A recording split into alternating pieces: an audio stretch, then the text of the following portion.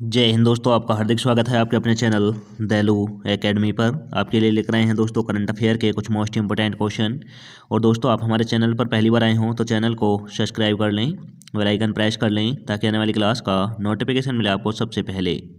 और दोस्तों, क्लास अच्छी लगे तो अपने दोस्तों में ज़रूर शेयर करें। और इससे पहली क्लास आपने ना देखी हो तो हमारे प्ले लिस्ट से जाकर इससे पहली क्लास देख सकते हैं।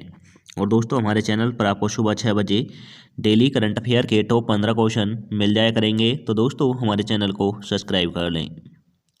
चलते हैं दोस्तों आज की क्लास के पहले प्रश्न की जी। जैसे दोस्तों, आज की क्लास का पहला प्रश्न है, किस देश के स्टार्टअप बीटा बोल्ट ने 50 वर्षों तक रखरखाव मुक्त बिजली उत्पादन का दावा करने वाली परमाणु बैटरी का अनावरण किया है? तो दोस्तों, यह किस देश ने किया है? यह किया है दोस्तों चीन ने। यह चीन ने किया है। तो दोस्तों, इसका राइट आंसर हो जाता है option number C. Option number C is right answer. अब चलते हैं अगले प्रश्न की तरफ। जैसे कि दोस्तों, अगला प्रश्न है, हाल ही में किस संगठन ने जन्मतिथि के प्रमाण के लिए आधार को स्वीकार्य दस्तावेज की सूची से हटा दिया है? तो दोस्तों, जन्मतिथि प्रमाण के लिए आधार कार्ड को स्वीकार्य दस्तावेजों से किसने हटाया है? तो दोस्तों, यह हटाया है कर्मचारी भविष्य निधि संगठन ने। कर्मचारी भविष्य निधि संगठन ने हटाया है। तो दोस्तों, इसका राइट आंसर हो जाता है option number A. Option number A is right answer.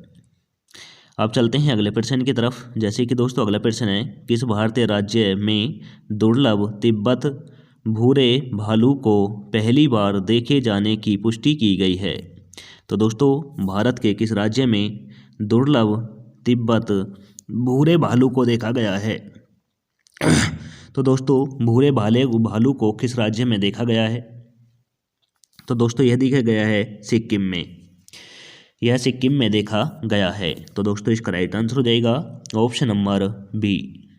Option number B is right answer.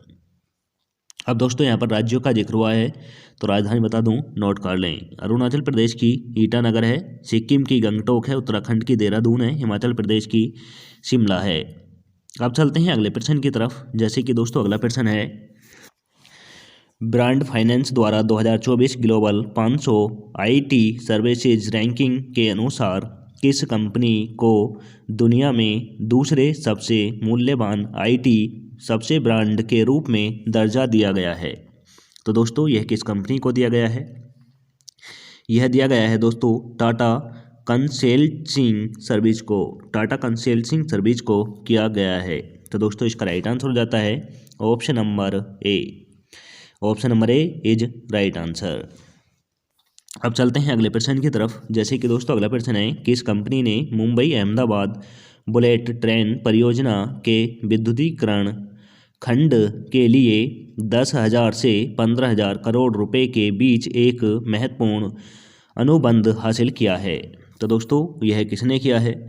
तो यह किया है दोस्तों लार्सन एंड ट्रूबो को। लार्सन एंड ट्रूबो ने किया है। तो दोस्तों, इसका राइट आंसर हो जाता है option number B. Option number B is right answer. अब चलते हैं अगले प्रश्न की तरफ। जैसे कि अगला प्रश्न है, भारत सरकार ने नई शिक्षा नीति के तहत किस भाषा को 9 शास्त्रीय भाषा में से एक के रूप में शामिल किया है? तो दोस्तों, 9 शास्त्रीय भाषा के रूप में किस भाषा को नई शिक्षा नीति के तहत शामिल किया गया है? तो दोस्तों, यह किया गया है फारसी भाषा को। यह फारसी को किया गया है। तो दोस्तों, इसका राइट आंसर हो जाता है option number C. Option number C is right answer. अब चलते हैं अगले प्रश्न की तरफ। जैसे कि दोस्तों, अगला प्रश्न है, केंद्रीय नागरिक उड्डयन मंत्री श्री ज्योतिराम एम सिंधिया ने किस शहर में एशिया के सबसे बड़े विमानन एक्सपो विंग्स इंडिया 2024 का उद्घाटन किया है? तो दोस्तों, एशिया का सबसे बड़ा एक्सपो विंग्स इंडियन 2024 का उद्घाटन किस शहर से किया गया है? तो दोस्तों, यह किया गया है हैदराबाद से। अहमदाबाद राज्य के हैदराबाद से किया गया है। तो दोस्तों, इसका राइट आंसर हो जाता है ऑप्शन नंबर सी। और दोस्तों, हमारे देश के केंद्रीय नागरिक उड्डयन मंत्री श्री ज्योतिराव एम सिंधिया हैं। तो दोस्तों यह नोट कर लें, काफ़ी एग्जामों में पूछा जाता है आपके नागरिक और उड्डयन मंत्री कौन है। तो दोस्तों यह ज्योतिराज सिंधिया हैं। अब चलते हैं अगले प्रश्न की तरफ। जैसे कि अगला प्रश्न है, केंद्रीय मत्स्य पालन मंत्री पुरुषोत्तम रूपला ने किस स्थान पर मछली की आबादी को बढ़ावा देने और टिकाऊ मछली पकड़ने को बढ़ावा देने के लिए एक कृत्रिम चट्टान परियोजना शुरू की है। तो दोस्तों एक कृत्रिम चट्टान परियोजना किस राज्य में शुरू की है, और दोस्तों यह मत्स्य पालन को बढ़ावा देने के लिए तैयार की गई है। और दोस्तों हमारे देश के मत्स्य पालन मंत्री जो हैं वह पुरुषोत्तम रूपला हैं। तो दोस्तों यह भी आप नोट कर लेना। और दोस्तों यह जो कृत्रिम पहाड़ी यानी चट्टान जो मछलियों के लिए तैयार की जाएगी, तो दोस्तों यह की जाएगी बांझिम केरल में की जाएगी। तो दोस्तों इसका राइट आंसर हो जाएगा ऑप्शन नंबर डी। और दोस्तों क्वेश्चन इंपॉर्टेंट है, इसे आप स्टार लगाकर नोट करें, यह आपको काफ़ी एग्जामों में मदद करेगा। अब चलते हैं अगले प्रश्न की तरफ। जैसे कि दोस्तों अगला प्रश्न है, NHAI की एक वाहन एक फास्टैग पहल का प्राथमिक उद्देश्य क्या है। तो दोस्तों NHAI द्वारा एक वाहन एक फास्टैग पहल शुरू की गई है, और दोस्तों इसका उद्देश्य है एकाधिक वाहनों के लिए एक ही फास्टैग के उपयोग को रोकने के लिए। तो दोस्तों एक वाहनों के एकाधिक फास्टैग उपयोग के लिए यह उपयोग किया गया है। तो दोस्तों इसका राइट आंसर हो जाता है ऑप्शन नंबर ए। अब चलते हैं अगले प्रश्न की तरफ। जैसे कि दोस्तों अगला प्रश्न है, समुद्र में उन्नत उपग्रह संचार के माध्यम से वास्तविक समय की पावती को सक्षम करने वाले इसरो की दूसरी पीढ़ी के ट्रेडेस अल्ट्रा ट्रांसमीटर से किसे लाभ है। तो दोस्तों ट्रांसमीटर से किसे लाभ है, और दोस्तों यह जो है दोस्तों यह विकसित जो किया गया है, तो दोस्तों यह दूसरी पीढ़ी का इसरो के द्वारा दूसरी पीढ़ी का किया गया है। तो दोस्तों इससे लाभ है दोस्तों मछुआरों को, यह मछुआरों को इससे लाभ मिलेगा। तो दोस्तों इसका राइट आंसर हो जाएगा option number D. Option number D is right answer. अब चलते हैं अगले प्रश्न की तरफ। जैसे कि दोस्तों अगला प्रश्न है, किस भारतीय संस्थान ने इमोबिलिटी सेमुलेशन लैब का उद्घाटन करने के लिए अल्टेयर के साथ साझेदारी की, जो इमोबिलिटी के क्षेत्र में उन्नत अनुसंधान और प्रशिक्षण का केंद्र बन गया है। तो दोस्तों यह है IIT मद्रास, यह IIT मद्रास बना है। तो दोस्तों इसका राइट आंसर हो जाएगा option number D. Option number D is right answer. अब चलते हैं अगले प्रश्न की तरफ। जैसे कि दोस्तों अगला प्रश्न है, हाल ही में कौन सा शहर 3D शहरी स्थानीय डिजिटल ट्वीटन विकसित करने वाला भारत का पहला शहर बन गया है। तो दोस्तों 3D शहर स्थानीय डिजिटल ट्वीटन विकसित करने वाला भारत का पहला शहर कौन सा बन गया है। तो दोस्तों यह बना है वाराणसी, यह वाराणसी बना है। तो दोस्तों इसका राइट आंसर हो जाएगा ऑप्शन नंबर डी। और दोस्तों यह वाराणसी जो शहर है यह उत्तर प्रदेश में स्थित है। अब चलते हैं अगले प्रश्न की तरफ। जैसे कि दोस्तों अगला प्रश्न है, फॉक्सकॉन ने भारत में चिप पैकेजिंग और परीक्षण सुविधा स्थापित करने के लिए किस समूह के साथ साझेदारी की है। तो दोस्तों यह की है HCL ग्रुप के साथ की है। तो दोस्तों इसका राइट आंसर हो जाएगा option number B. Option number B is right answer. अब चलते हैं अगले प्रश्न की तरफ। जैसे कि दोस्तों अगला प्रश्न है, संसद सदस्य स्थानीय क्षेत्र विकास योजना निधि प्रभा की पारदर्शी निगरानी के लिए लॉन्च किए गए ग्लोबल एप्लीकेशन का क्या नाम है। तो दोस्तों इसका नाम है इसका नाम है दोस्तों ई साक्षी। ई साक्षी इसका नाम है। तो दोस्तों इसका राइट आंसर हो जाएगा option number D. Option number D is right answer.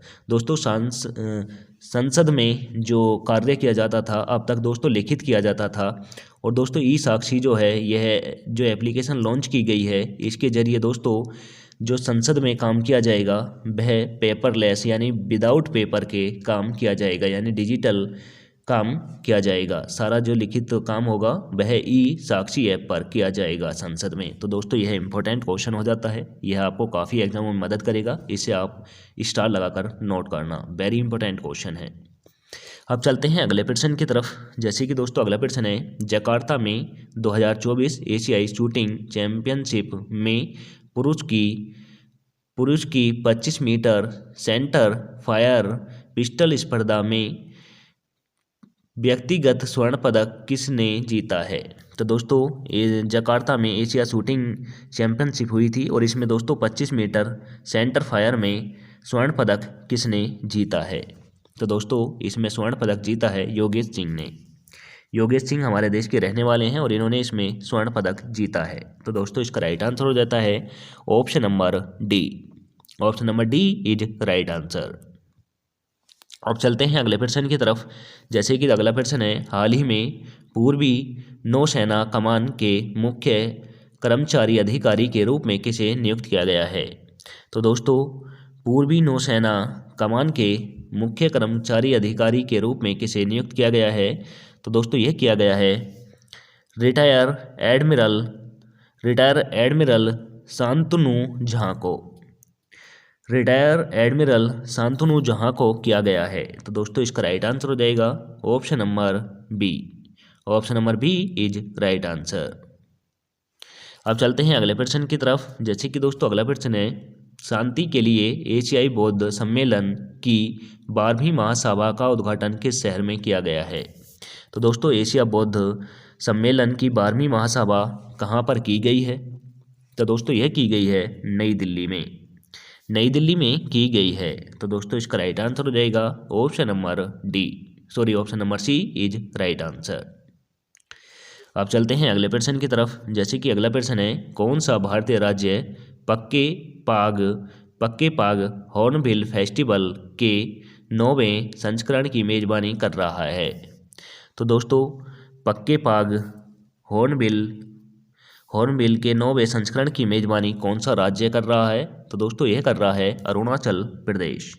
Arunachal Pradesh कर रहा है। तो दोस्तों इसका राइट आंसर हो जाएगा option number B. Option number B is right answer. अब चलते हैं अगले प्रश्न की तरफ। जैसे कि दोस्तों अगला प्रश्न है, कौन सा द्विपक्षीय श्रृंखला में आईसीसी द्वारा नियुक्त पहली महिला तटस्थ एम्पायर के रूप में किसने इतिहास रचा है?